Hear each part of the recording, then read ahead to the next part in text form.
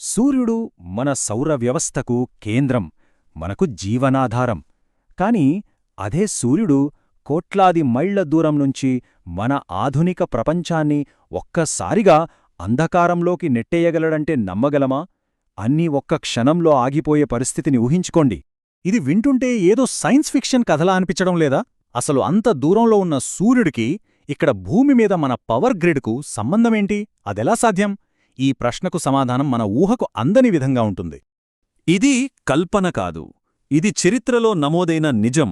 1989లో అంతరిక్షం నుంచి వచ్చిన ఒక శక్తివంతమైన సౌర తుఫాను భూమిని తాకింది. ఆకాశంలో అద్భుతమైన రంగులు కనిపించాయి. కాని అదే సమయంలో ఒక పెద్ద ప్రాంతం మొత్తం గంటల తరబడి చీకట్లో మునిగిపోయింది. సరే, అయితే ఆ రోజసలేం జరిగిందో ఒక్కసారి చూద్దాం. ఆ చారిత్రాత్మక సంఘటన గురించి, ముఖ్యంగా కెనడాలోని క్యూబెక్లో జరిగిన దాని గురించి వివరంగా తెలుసుకుందాం. అది మార్చ్ 13, ఒక మామూలు చల్లని ఉదయం.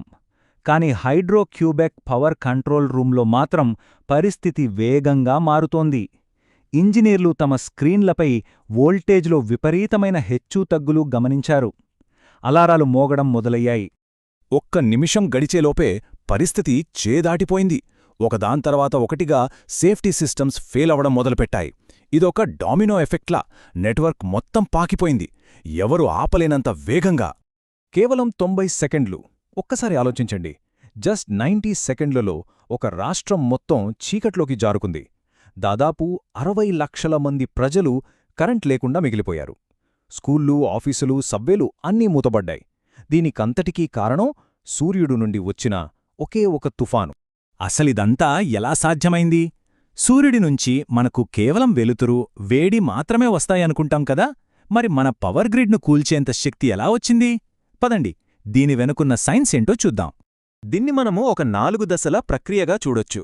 మొదట సూర్యుడిపై ఒక భారీ విస్ఫోటనం జరిగి చార్జున్న కణాల మేఘాన్ని అంతరిక్షంలోకి విసురుతుంది.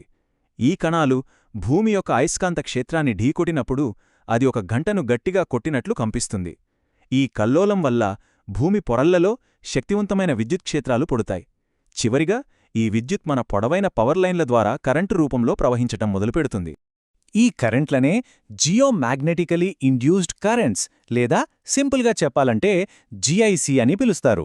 అసలు సమస్య ఏంటంటే, మన పవర్ గ్రిడ్స్ ఏసీ అంటే ఆల్టర్నేటింగ్ కరెంట్ కోసం డిజైన్ చేయబడ్డాయి. కానీ ఈ జిఐసి డీసీ కరెంట్ లాంటిది. ఈ అవాంఛిత డీసీ కరెంట్ మన గ్రిడ్లోని భారీ ట్రాన్స్ఫార్మర్లోకి ప్రవహించినప్పుడు వాటిని విపరీతంగా వేడెక్కించి దెబ్బతినేలా చేస్తుంది. ఇక్కడ మనం చూస్తున్నది నిజంగా చాలా ఆసక్తికరమైన విషయం. ఒకప్పుడు ఇది కేవలం ఒక థీరీ, కానీ ఇప్పుడు అధునాతన కంప్యూటర్ మోడల్స్ ద్వారా ఈ కరెంట్లు ఎక్కడ, ఎంత బలంగా ఉంటాయో శాస్త్రవేత్తలు ఖచ్చితంగా అంచనా వేయగలరు. ఈ ఇమేజ్లో ఒక తుఫాను సమయంలో రియల్గా కొలిచిన జిఐసిని కంప్యూటర్ మోడల్ అంచనాతో పోల్చి చూపారు. ఆ రెండింటి మధ్యున్న సారూప్యత అద్భుతం. అంటే మన సైన్స్ కరెక్టేనమాట. సరే, ఇదంతా పాత కథ. దాని వెనుక సైన్స్ కూడా అర్థమైంది. మరి ఈరోజు మనకు ఈ ముప్పు ఎందుకు ఇంకా ఎక్కువైంది? సమాధానం మన పవర్ గ్రిడ్ పరిణామంలోనే దాగి ఉంది. ఈ గ్రాఫ్ చూస్తే మనకొక విషయం స్పష్టంగా తెలుస్తోంది. గత 50 ఏళ్లలో మన విద్యుత్ అవసరాలు విపరీతంగా పెరిగాయి. వాటిని తీర్చడానికి మన పవర్ గ్రిడ్ను కూడా వేల మైళ్ల కొత్త హై వోల్టేజ్ లైన్లతో దేశమంతటా విస్తరించాం.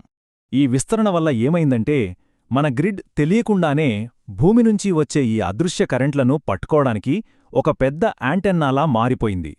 యాంటెన్నా ఎంత పెద్దగా ఉంటే సిగ్నల్ అంత బలంగా ఉంటుంది. ఇక్కడ కూడా అంతే, ముప్పు కూడా అంతే పెద్దది. అంటే ఇక్కడ విచిత్రమేంటంటే, మనం గ్రిడ్ను మరింత సమర్థవంతంగా చేద్దామని చేసిన మార్పులే దాన్ని ప్రమాదంలోకి నెట్టాయి. కరెంటును తక్కువ నష్టంతో చాలా దూరం పంపడానికి హై వోల్టేజ్ లైన్లు వాడతాం. కాని వీటికి నిరోధకత, అంటే కరెంటును అడ్డుకునే శక్తి తక్కువ. అందువల్ల ఈ జిఐసి కరెంట్లు వాటి గుండా ఒక సూపర్ హైవేలో వెళ్ళినట్టు చాలా సులభంగా ప్రవహిస్తాయి. ఇది ఇంకో ముఖ్యమైన పాయింట్. ఈ చార్ట్ చూస్తే వోల్టేజ్ పెరిగే కొద్దీ లైన్ల సగటు పొడవు కూడా పెరుగుతోందని అర్థమవుతుంది. పొడవైన లైన్లు ఎక్కువ జిఐసిని తమలోకి లాక్కుంటాయి. దానివల్ల మరింత బలమైన, ప్రమాదకరమైన కరెంట్ ప్రవహిస్తోంది. 1989లో చూసింది ఒక ట్రైలర్ మాత్రమే. మరి అసలు సినిమా అంటే దాన్ని మించిన పెను తుఫానొస్తే మన పరిస్థితేంటి? శాస్త్రవేత్తలు ఇప్పుడు ఇదే అంచనా వేస్తున్నారు.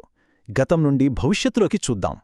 చాలామంది ఏమనుకుంటారంటే సూర్యుడిపై మచ్చలు అంటే సన్ స్పాట్స్ ఎక్కువగా ఉన్నప్పుడే ఇలాంటి ప్రమాదకరమైన తుఫాన్లు వస్తాయని.